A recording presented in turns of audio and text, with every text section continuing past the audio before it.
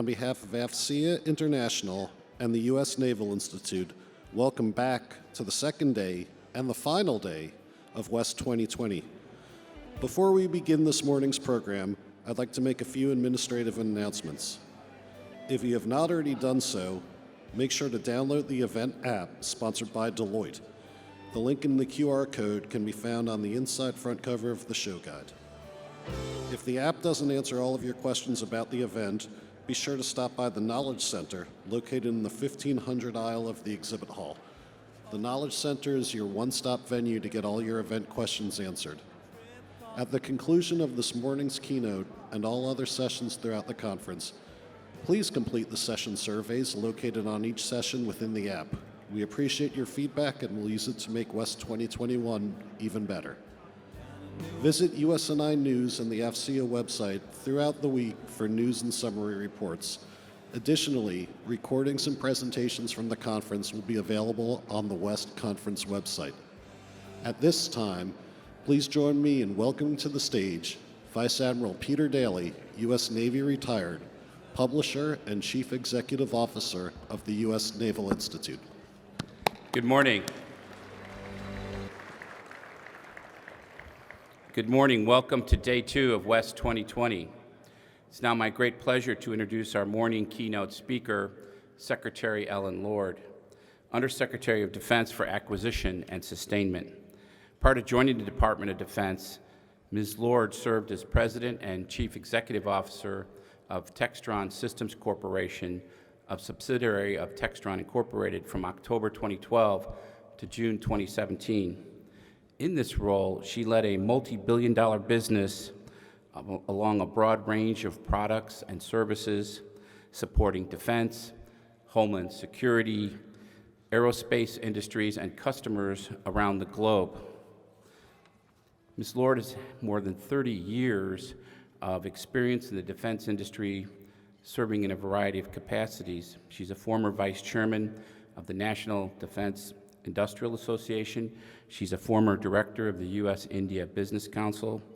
We're proud at the Naval Institute that she's a former trustee of the United States Naval Institute's Foundation. Urgent business kept her from being able to take the time to travel all the way to the West Coast today, so she is joining us by VTC from the Pentagon.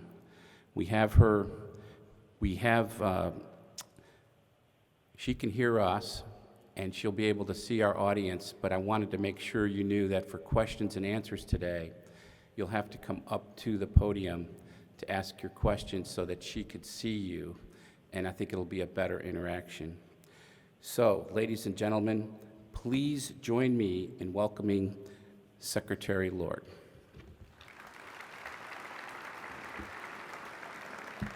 Good morning, everyone, and thank you, Pete, for the introduction. I'm sorry that I'm not able to make the trip to sunny, warm San Diego this week, but I appreciate the opportunity to address everyone from here inside the Pentagon. The National Defense Strategy, the NDS, remains the Department's guidepost as we adapt the force to this new environment of great power competition. The shift from countering violent extremist organizations to countering coercion and subversion through predatory economics, political subversion, and military force. The U.S.'s adversaries seek to erode the sovereignty of weaker states. Over time, this actively undermines the current international rules-based order that generations before us worked to achieve. The United States and its allies and partners constructed a free and open international order to better safeguard our liberty and people from aggression and coercion. And that's what differentiates us from aggressors. When we, the U.S., go into a fight, we do not go alone. Before I discuss acquisition and sustainment goals and priorities, I want to reflect briefly on what our organization has accomplished over the last year. My role as Undersecretary is to ensure that we have an acquisition system that moves at the speed of relevance. I am committed to the sustainment of our weapons systems because proactive sustainment drives readiness. To that end, 2019 was a momentous year for the team, but there's still a lot of work to be done. Within AMS, we are rethinking the way we do business and are reshaping A&S as a policy and governance organization that enables the services and defense agencies to get capability to the warfighter quickly and cost-effectively. For example, DoD manages 87 major defense acquisition programs, and all but 9 have been delegated to the services. We are enabling speed by employing our new Agile Acquisition Framework, or AAF. In addition, we've seen a 15% reduction of Defense Federal Acquisition Regulation Supplements, or DFARS, clauses from 352 to 298, a 60% reduction in DFARS publication backlog from 128 to 50, and a 50% reduction in procurement administrative lead time, or PALT, from 32 to 16 months for multiple Pathfinder projects. The results for 13 major program administration lead time, or PALT pilots, including 6 foreign military sales pilots, averaged 16-month savings and $1.5 billion in cost savings from a $15 billion baseline to get programs under contract. Negotiating options to existing contract requirements is an effective technique allowing for timely and effective procurements. This technique helps speed delivery in both U.S. and FMS acquisition because when an option is exercised in lieu of a new cycle of request for proposal, negotiation, significant PALT can be eliminated. Our Defense Pricing and Contract Organization, or DPC, issued a June 2018 memo to emphasize the use of options. In FY 2019, the inclusion of 32 options in major contract actions potentially saved over 53 years of PALT. Included in these major actions were 7 FMS procurements, which potentially saved over 11 years in PALT. These major procurements that DPC conducted peer reviews on were proposed at over $79.4 billion with negotiated results of $71.4 billion. Thus far in FY 2020, the inclusion of 40 options, including multi-year buys, will potentially save over 66 years of PALT. To date, 3 FMS items have potentially saved over 5 years of PALT. The DPC peer review programs were proposed at over $67.3 billion with negotiated results of $64.3 billion. Recent legislation and regulatory revisions address the time and cost burdens of submitting certified cost or pricing data. The recent legislation includes Section 857 of FY16 NDAA, treatment of goods and services by non-traditional defense contractors as commercial items, Section 872 of the FY17 NDAA, value analysis for determining price reasonableness, and Section 811 of the FY18 NDAA, modifications to cost or pricing data and reporting requirements, which increased the Truth in Negotiations Act, TINA, threshold to $2 million. The Department is also increasing the utilization of other transaction agreements, or OTAs, which do not require the submission of certified cost or pricing data, which often drive over 6 months of time. For other transactions for basic research purposes, Title 10 U.S. Code 2371 required criteria are: the focus of the project is basic, applied, or advanced research to the maximum extent practical.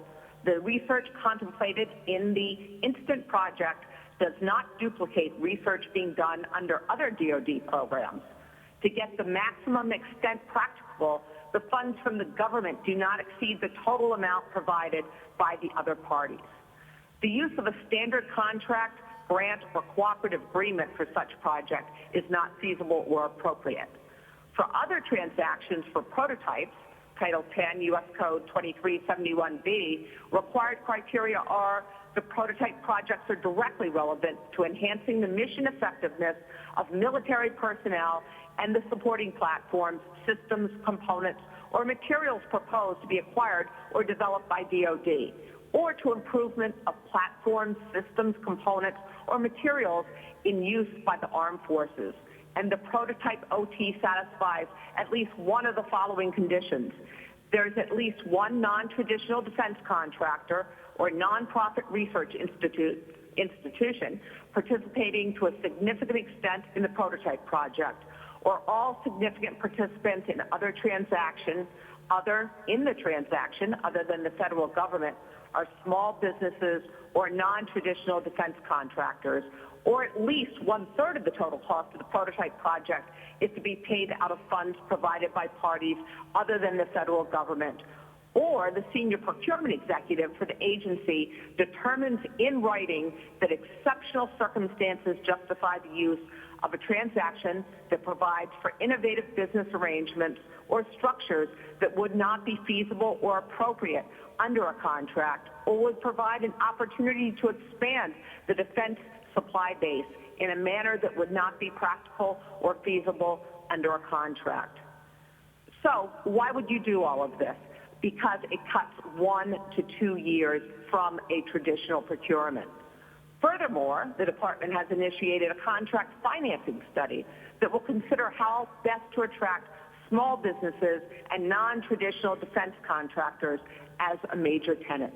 The study will further examine the existing types of current contract financing methods, such as progress payments and performance-based payments, something our industrial base has been paying very, very close attention to.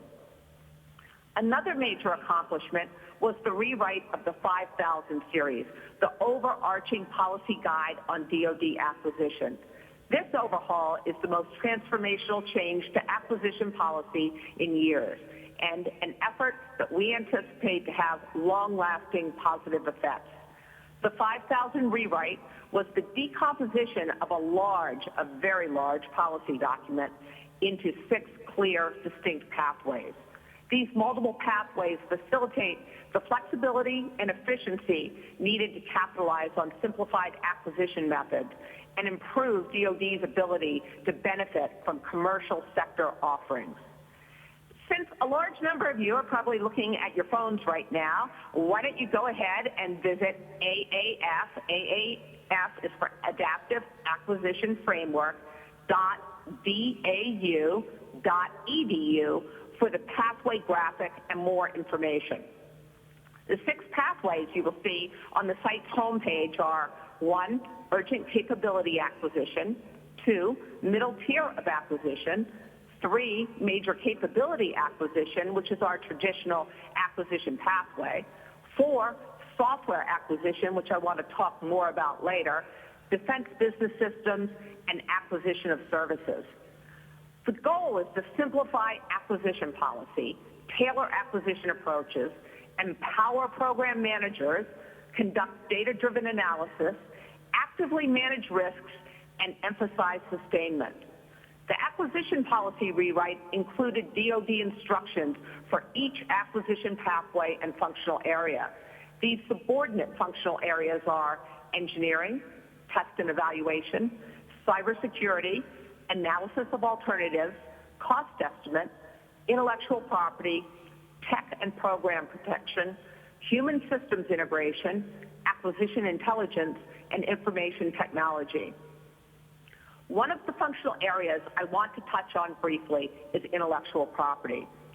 In 2019, the department released its first policy on intellectual property to support more effective approaches to acquisition and licensing of IP. IP must be addressed during initial contract award if it is to be effective. Acquiring and licensing the appropriate IP is vital for ensuring systems will remain functional, sustainable, upgradable, and affordable. The policy highlights DoD's IP principles and helps guide DoD to deliver world-class capabilities at an affordable cost. In other words, the government will pay for what it needs. It does not need to own all of industry's intellectual property, only which allows the ability to sustain and upgrade systems.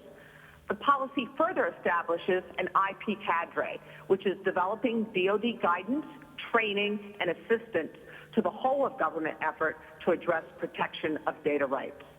The overall goal for this policy is to bring balance by providing the best capabilities to the warfighter in the most efficient and cost-effective manner for the taxpayer by respecting, rewarding, and incentivizing industry for continued innovation. At the end of January, we rolled out the Cybersecurity Maturity Model Certification. The CMMC is our DoD metric to measure a company's ability to secure its supply chain.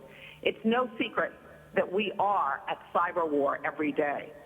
Cybersecurity risks threaten the defense industry, our national security, as well as our partners and allies. Throughout the CMMC development process, my number one priority has been to communicate, communicate, and communicate again. We continue to involve industry associations, academia, the military services, and Congress in an effort to hear all concerns and suggestions. Now that CMMC is released, we are focusing on the remaining timeline, selecting third-party vendors, creating CMMC training material, rulemaking, and completing an agreement with the newly established CMMC accreditation body. The certification body will certify auditors. This is very, very similar to how ISO was rolled out for quality. The CMMC team is currently working with multiple countries, including Canada, the UK, Denmark, Italy, Australia, Singapore, Sweden, and Poland, as well as the EU cybersecurity body. All of these countries and groups are asking whether or not they can adopt our CMMC for their use, which is exciting. In May 2019, my office formally delivered the Defense Innovation Board's Software Acquisition Practices Study. We call it the SWAP study, to Congress. The report supported our effort to accelerate DoD's approach to software acquisition and development, both from a technical and business process point of view.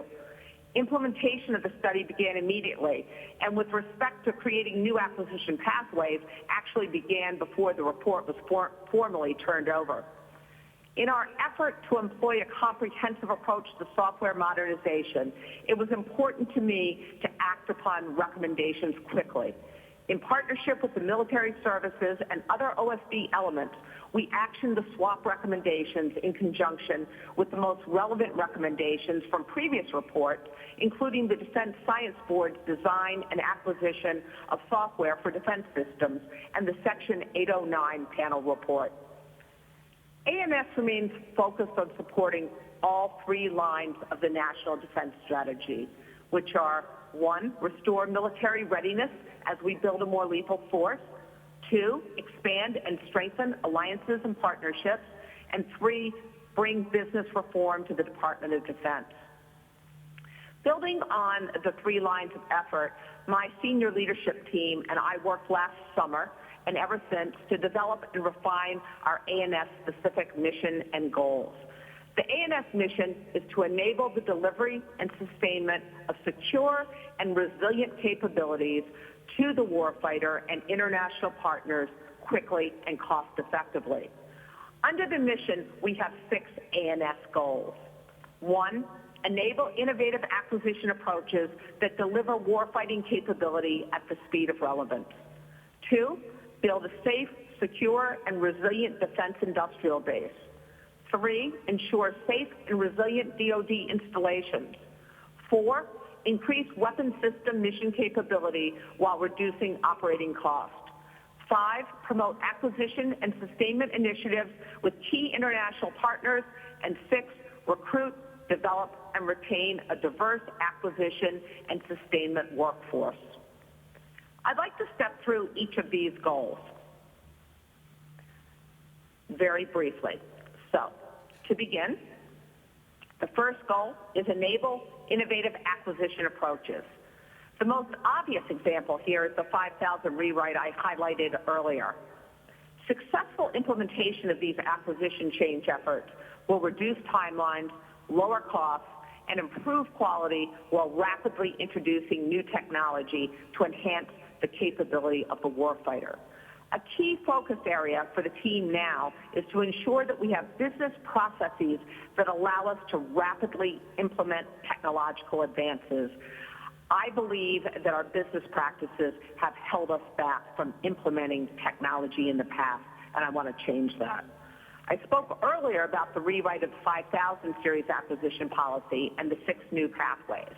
I'd like to talk for a moment about the software acquisition policy, as software is so fundamental to everything we do in the department. Based on the findings of the Defense Innovation Board Software Acquisition and Practices Study, the Office of the Secretary of Defense is pursuing pilot programs in FY 2021 to evaluate and experiment with a single type of funding or color of money for software and digital technology. ANS and the Comptroller have collaborated with Congress to create a new budget activity called BA-8 under the Research, Development, Test, and Evaluation Office to support the pilot programs. We have partnered with the services and 4th estate agencies to identify 9 software-intensive systems as candidates for the pilot. Pilots include both business systems and weapons systems.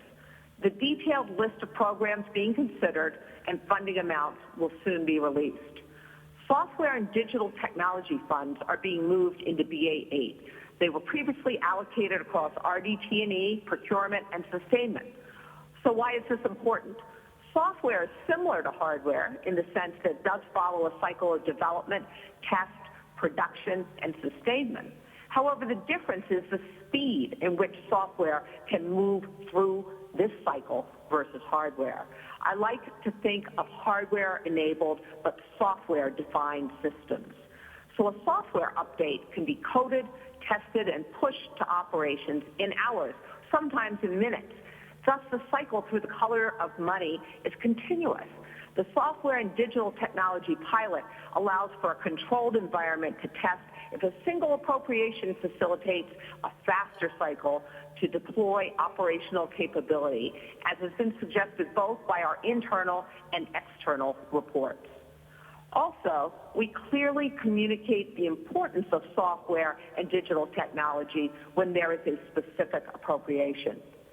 OSD needs congressional appropriations approval and authority to proceed in FY 2021 Appropriations Act.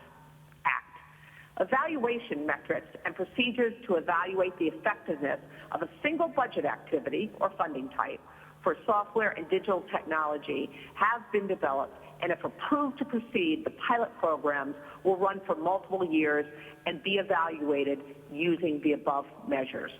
If a single budget activity is shown to aid program success in software and digital technology, that evidence will be used to request the creation of a new software and digital technology appropriations.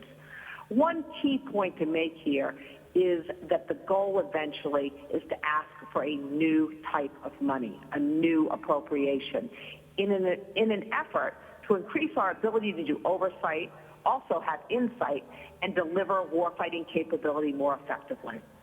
So goal number 2, build a safe, secure, and resilient defense industrial base.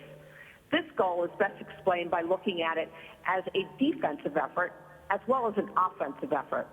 On defense, one example is the Committee on Foreign Investment in the United States, or CFIUS, an interagency committee that reviews certain transactions involving foreign investment in U.S. businesses and whether foreign investment in U.S. businesses will have an adverse national security result. The interagency team includes the Departments of Treasury, which chairs it, Justice, Homeland Security, Commerce, Defense, State, Energy, the Office of the U.S. Trade Representative, and the Office of Science and Technology Policy. When appropriate, the Office of Management and Budget, or OMB, Council of Economic Advisors, National Security Council, National Economic Council, and Homeland Security Council, all are White House entities, observe and participate in CFIUS activities. The committee can recommend mitigation or even recommend a blocking of a transaction to the president, who makes the final determination. But we want to do more than beyond defense. So on the offensive, our industrial policy team has launched a Trusted Capital Initiative. This concept takes a more proactive approach towards protecting U.S. supply chains, domestic manufacturers, and American technology from foreign adversaries like China, who clearly seek to undermine our national security. We have deployed screening criteria for both capital providers and companies providing equipment and services to DoD to ensure that no adversarial capital is part of these companies. In other words, they are trusted companies. We then bring innovative companies, typically small ones, together with capital providers. In essence, we create an environment where trusted capital can be deployed to trusted companies. In November, the Department and the Texas A&M University system co-sponsored Drone Venture Day, where dozens of U.S. manufacturers of unmanned aerial systems and counter-UAS systems met with trusted capital providers to explore mutually beneficial business partnerships focused on national security concerns. Drone Venture Day represented the inaugural event in a series of trusted capital opportunities to build an ecosystem where trusted capital providers and domestic companies can limit adversarial foreign access to technology and strengthen domestic manufacturing in the defense industrial base. Trusted Capital will be holding and partnering with the services, the military services, on other events throughout this year, including AFWorks South by Southwest Pitch Day, which will be March 12th through 13th in Austin, Texas, which will focus on artificial intelligence, quantum, satellite, cybersecurity, autonomous aircraft, and supply base and logistics. We will also partner with the Army at Tech Search, March 17th through 18th in Huntsville, Alabama, which will focus on biotech, radars, machine learning, and advanced batteries. Our challenge is to scale this activity, which will be through a website that allows vetted manufacturing companies and equity firms to explore potential business relationships. We'll provide the rules, then we step back. So goal number 3, ensure safe and resilient DoD installations. In our effort to make sure DoD installations are resilient, we are looking at small modular reactors. We are talking about energy resiliency here. So if you go off the grid, if you lose your power supply, we have these advanced, very small modular reactors that have the potential to really enhance installation resilience through assured access to reliable, quality power in support of our critical missions and remote operations. In the FY19 NDAA, we had the requirement for the Department of Energy and DoD to explore a pilot program to demonstrate at least one very small reactor at DoD locations by 2027. We are working with DOE, DoD, and undertaking 2 parallel efforts. One within A&S, we have our DASD for Energy pursuing demonstration of a commercially developed Nuclear Regulatory Commission license, about 2 megawatt electric SMR, small modular reactor, to power at a permanent domestic military installation. And then within our research and engineering group in the Strategic Capabilities Office, or SCO, they are funding development and construction of a prototype advanced mobile nuclear microreactor for use in remote and forward operating locations to power battlefield weapons and base camps and reduce logistical risk created by the need for fuel. SCO received appropriations in the FY20 NDAA to pursue development of its prototype. On December 5th, 2019, Ms. Young, our DASD for Energy, met with her DOE counterpart to discuss DoD's small modular reactor demonstration effort to evaluate the energy resilience capability and cost effectiveness of this technology at a remotely located domestic installation with unreliable power and high energy costs. During the meeting, DOE shared that DoD's interest has incentivized the nuclear industry to develop and scale small modular reactors to meet DoD requirements, which should help drive the cost competitiveness of the technology. Goal number 4 is to increase weapon system mission capability while reducing operating costs. As the Department's largest joint and international acquisition program in history, I focus a significant amount of time on the F-35 Joint Strike Fighter. My office and the F-35 Joint Program Office continue to improve the execution of the program, including development, production, and sustainment of the aircraft. Last October, we announced a $34 billion F-35 contract for lots 12 through 14 for the delivery of 478 F-35s. Of note, in overall cost, from Lot 12 to Lot 11, we have seen the following reductions: 12.8% for the A model, 12.3% for the B, and 13.2% for the C model. Reducing sustainment costs to meet service-defined affordability constraints is a huge priority for our government and industry team. Efforts to increase readiness will require investments in the near term, but these investments will create a more effective F-35 sustainment system, driving down life cycle costs. The Department issued a new F-35 Life Cycle Sustainment Plan, LCSP, that identified 9 success elements to achieve warfighter requirements.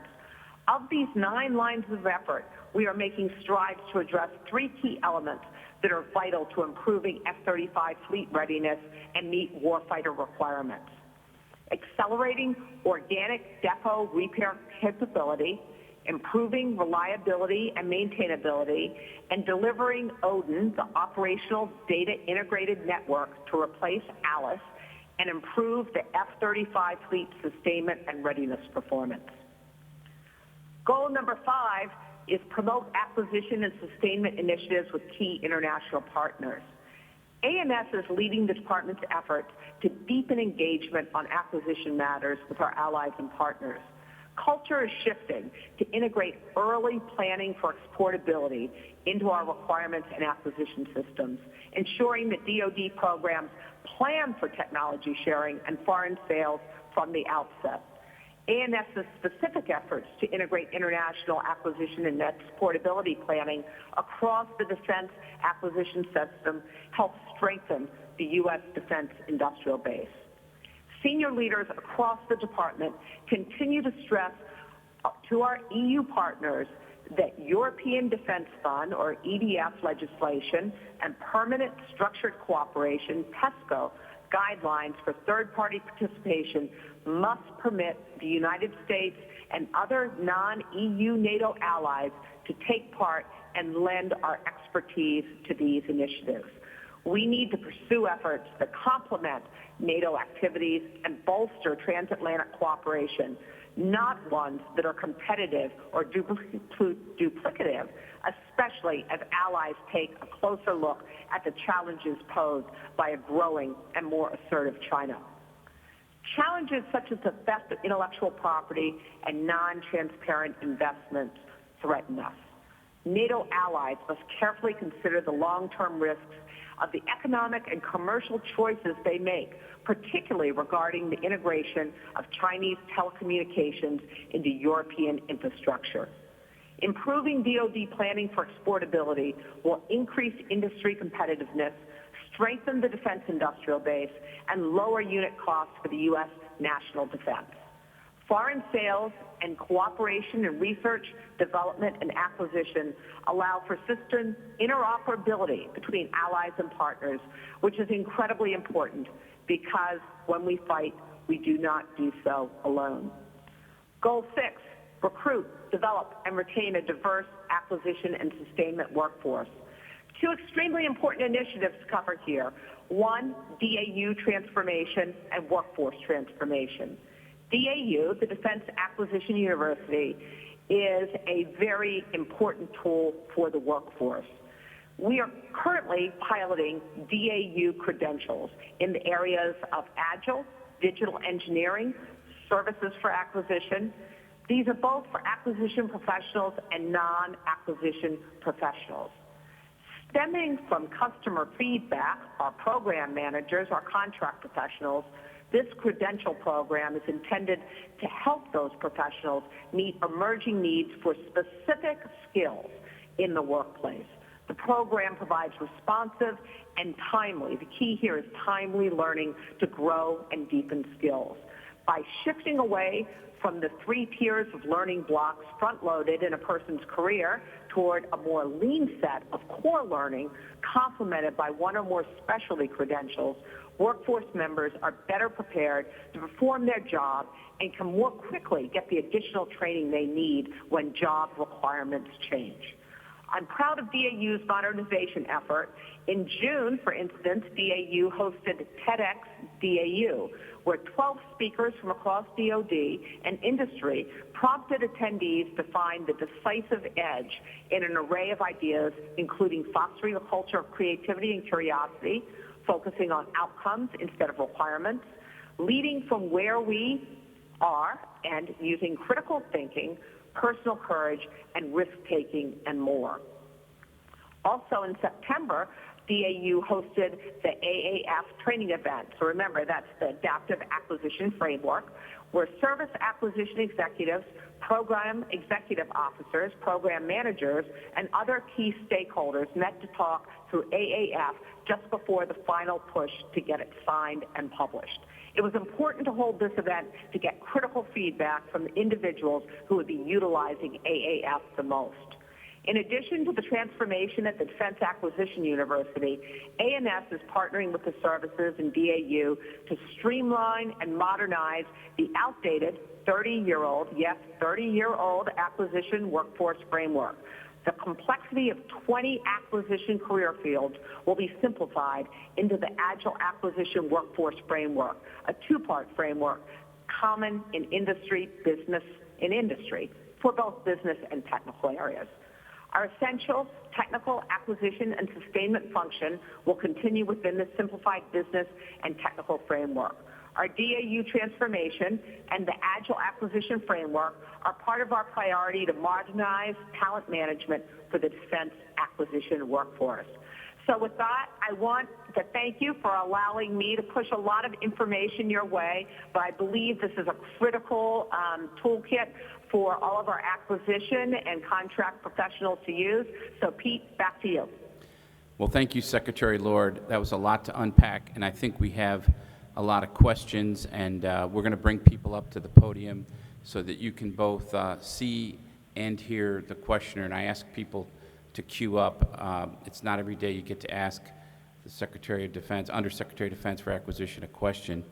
But I'll kick it off just as an icebreaker to say, first, thank you for your remarks, and to ask this question. It appears that the top line for the foreseeable future may be relatively flat, and maybe even in real terms decline. And what do you see from your end for the impact that that may bring? For instance, what will be the difference in the way that you take as an approach for your major acquisition programs, if any, under this flat to potentially real decline top-line environment? Thank you. Great question. You're absolutely correct. We are probably only going to have a minor increase in FY21. We had about $704.6 billion enacted for 20. Our FY21 budget request is $705.4 billion. So really, that's a decline in buying power. So what we did when we developed this year's budget is made sure that it was a strategy-driven budget. We go back to the NDS, Great Power Competition. So first, it's strategy-driven. Secondly, we needed to make sure we had what we call irreversible momentum. So we made sure we funded all of the major programs over the FYDP. In other words, we didn't just fund 1 or 2 years and then hope we could in future years find the funding. So our response is to make sure we fully fund major acquisition programs. Thank you. All right, next questioner was Sam Legrone from USNI News. Good morning, ma'am.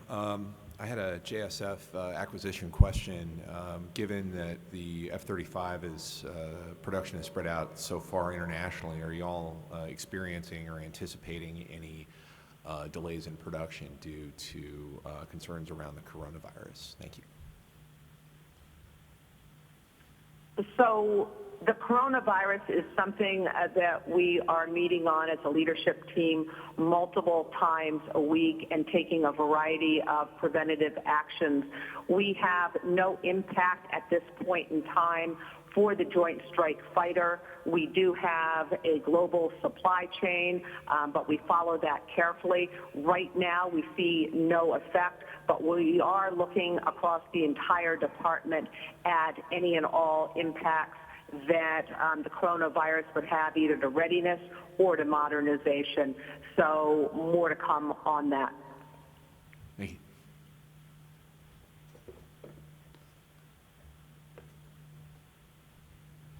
Good morning, Madam Secretary.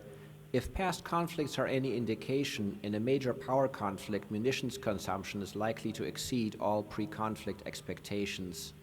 Are you satisfied where we are today with our industrial base's capacity to rapidly ramp up production of munitions and other consumables, and also resiliency and dispersion with regard to attacks like cyber attacks, sabotage, and so forth?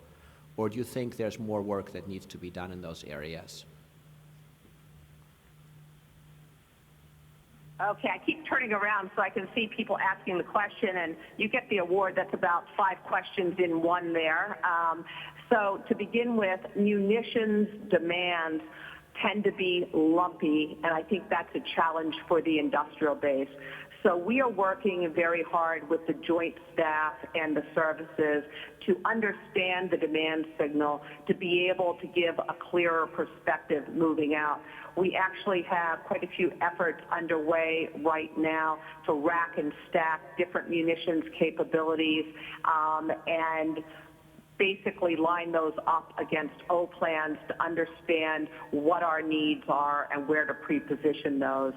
I think we do have a challenge in terms of elasticity within the industrial base in order to surge munitions production for a variety of reasons. One is there are a number of extremely long lead items, which I would like to be able to focus on a little bit more in terms of early actions to put those long lead items on contract.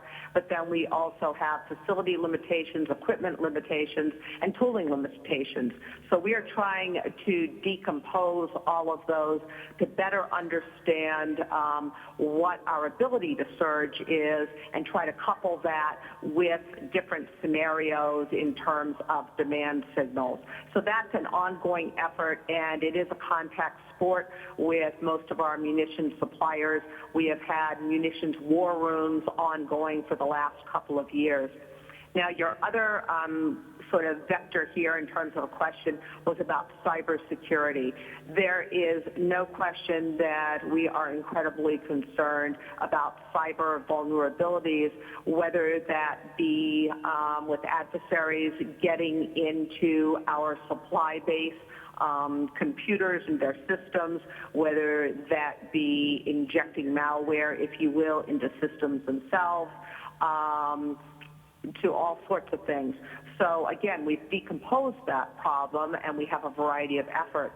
The most fundamental effort is the cyber maturity model certification that really looks at the resilience of our industrial base through their supply chains to make sure that their systems are secure.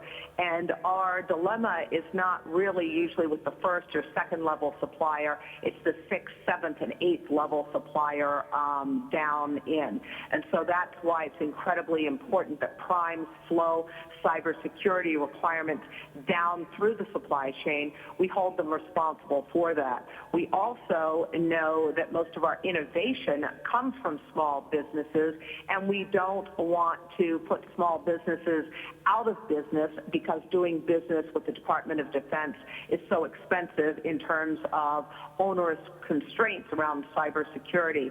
So one of the things that we are running pathfinders on is to actually have our secure development environment at DoD be accessible for small businesses to come in and do development, and then we deploy the capability right from that same cloud that it was developed in. So that's one side of the equation. The other is on all of those fielded assets we have right now. We, for the past few years, have been doing cybersecurity assessments to understand the vulnerability of those systems.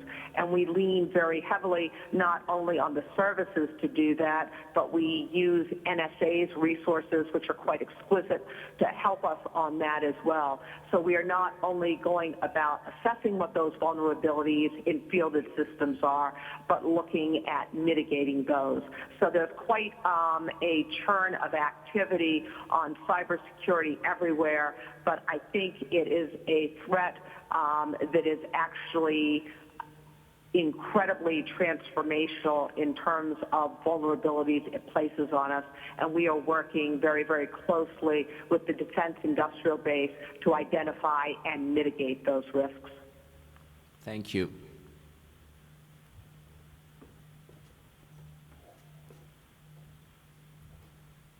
Good morning, ma'am. Thank you for taking the time to speak with us. I'm Kimberly Underwood from AFCA International's Signal magazine.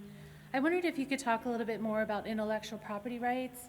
You mentioned kind of making sure that whatever policy is developed has DoD paying for IP only for what they need and not broad IP rights.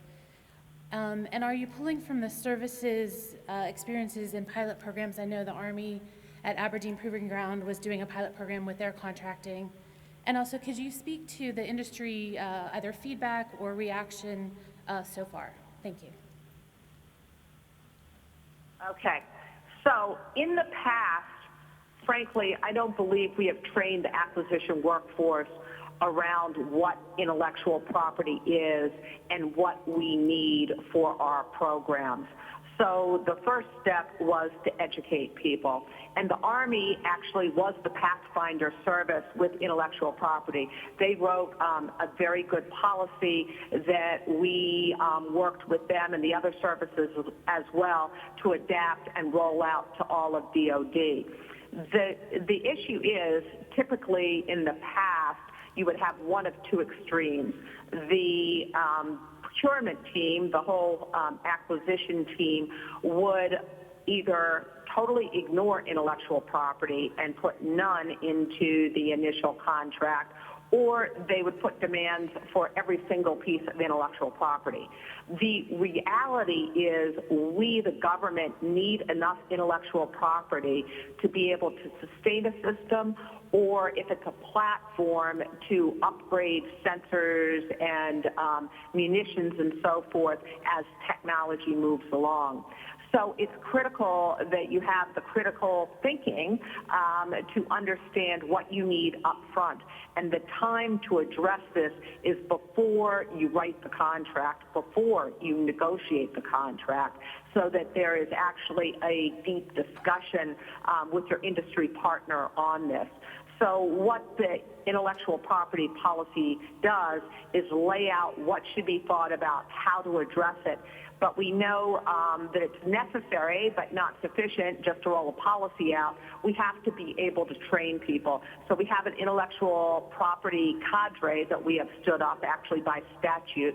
Congress required us to do it, and we are training individuals on this. And again, with DAU, we're trying to change the way we train. We don't want to just have our finger on the transmit button. What we want to do is have real-life PEOs and PMs talked about what worked and what didn't work in their programs. And often we love to tell success stories because everybody feels good. But frankly, I think it's just as important, if not more important, to talk about mistakes that were made so we can learn from those as well. So there's a huge effort with DAU shooting out all types of vignettes around intellectual property and actually having PMs and PEOs come in and speak to classes about real-life examples of what happened. That's why we had the day at DAU last year with program managers and PEOs, because we wanted to put some examples on the stage of real problems people had with programs to enable a discussion versus just transmitting the information. And how about the industry input or the industry piece? So industry, I'm glad you reminded me of that.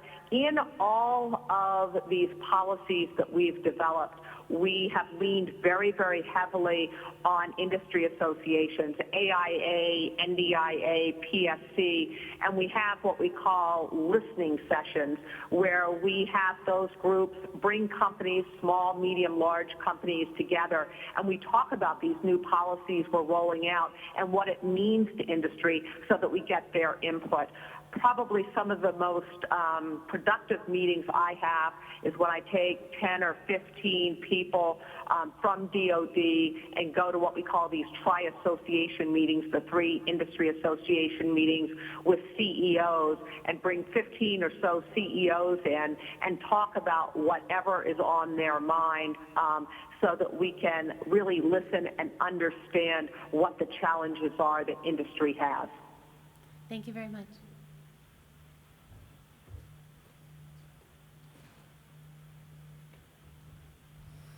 Hey, good morning. I'm Jared Serbu from Federal News Network. Just a quick follow-up on the software color of money issue that you raised. If I heard you right, I think you said that that the pilots are each going to run for a period of years. And I'm just wondering, do you also expect it to take years before you have results that are persuasive enough to take to Congress, or is the hope that you could get legislation sooner than that? I am always hoping to move more quickly, but I'm also realistic. This is a major muscle movement for Congress. That's why we're socializing this for quite some time before we begin, because it's a very, very significant move in structurally how we get money. I think we will begin to see results almost instantaneously, because the administrative burden of making sure you are charging the right development number, the right production number, the right sustainment number slows things down. And we know with coding, we're getting feedback constantly, and we want people to literally be able to update systems on the fly. Now, that's worrisome if you're an appropriator, because you're responsible for making sure you know exactly what you're getting for your money. This is a little bit more of sprints and doing things differently. I believe that since we have so many really big brains out there supporting us on this effort, Eric Schmidt led the DIV study. We have all kinds of fantastic people on the Defense Science Board that have helped us. I believe there's enough inertia out there that hopefully we can move this in a year or two. But I'm also very realistic about the fact that we here in the department cannot give ourselves the authority. We can lay out what we're trying to do, we can provide the proof points, and then we can ask Congress to enact. But this is where we can have a partnership. If we all believe this is the right thing to do, and I think this is a perfect case of where we are not innovating on the business side of things nearly as quickly as we are innovating technologically. Where we can all work together is to have industry and industry associations echoing and amplifying what we're talking about, why this would be helpful. It's a powerful thing when the department and when industry have the exact same objective and can clearly articulate that to staffers and members on the Hill. So we would like all the support we could get. We're not sure we have it absolutely right, but that's the whole reason we want to get out there and practice this new behavior to make sure we can tailor it to get it right. And I think it will pay off. Understood. Thank you.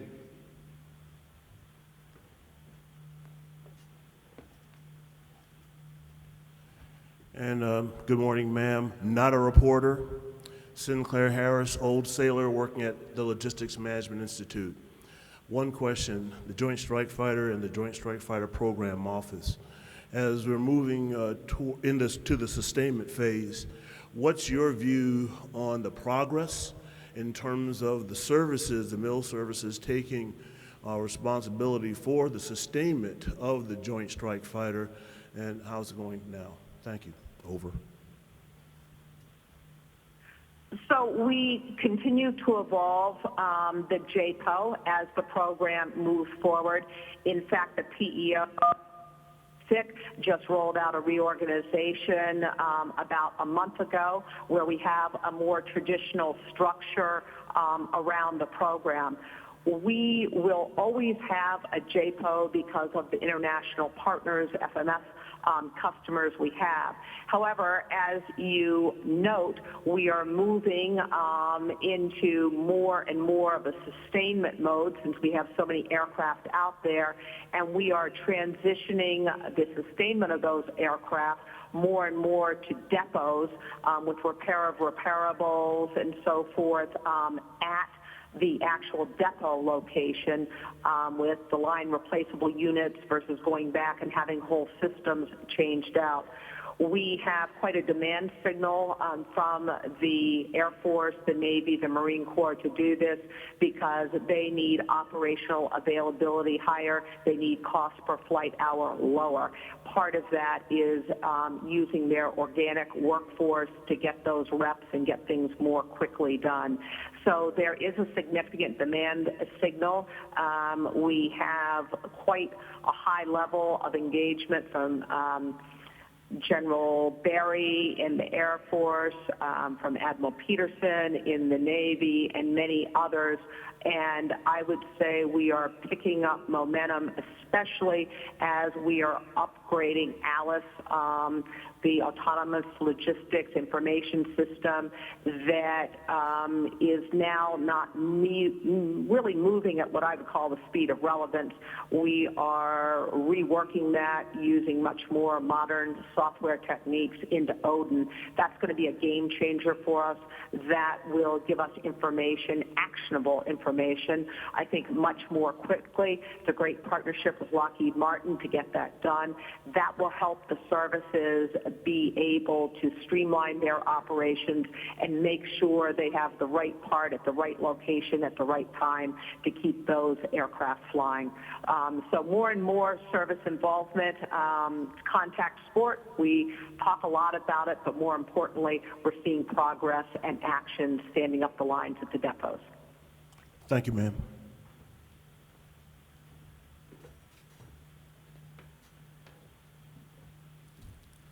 Good morning, ma'am. Armin Curtin with Booz Allen, retired Navy. As a retired PAPM, I recognize and had to manage budget marks and budget cuts oftentimes. And while we all recognize that funding reallocations and priorities change inside the POM, how the marks were allocated oftentimes had major and significant cost and schedule impacts to our program to the point where it actually made purchases more expensive or extended acquisition by 1 year or two. Is there a way that we can perhaps give our program managers and our PEOs some more authority to perhaps manage these funding priority changes in aggregate, vice having to defend cuts to dozens of programs throughout a PEO to perhaps save cost and schedule impacts? Okay, you're absolutely correct from my experience. Takes a lot of time to move money around. First of all, when we get budgets on time, that's the largest facilitator we can of delivering on time because continuing resolutions are extremely problematical for all the reasons we know. When we have, well, that it's a problem. Let me leave it there. We are trying to monitor our budgets very carefully. If we could get above threshold reprogramming limits changed, that might be helpful. Right now, I don't see much movement there, but I will tell you that there is a high level of communication with staffers about where our programs are, what the issues are. We work very closely, obviously, with our comptroller, and I think the more we work closely with the Hill, the better off we will be. So we will try to make things easier for the program managers and the PEOs, but I think it's really communication between those groups, comptroller, and with the staffers that really kind of grease the whole activity to happen. Thank you. Thank you, ma'am. Well, Secretary Lord, we tremendously appreciate your taking the time. We know that given the season that we're in and some of the particular attributes of this particular season, you were not able to come out, but you kept your promise and addressed our audience, and we truly appreciate it, and I think we should give the Secretary a big hand.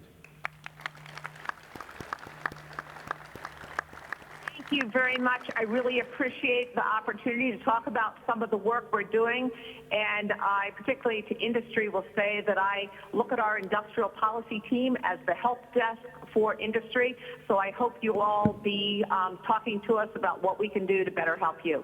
Thank you so much. Thank you again. Bye-bye. Okay, this concludes our morning keynote, and invite everybody to join the exhibits on the floor. Thank you very much.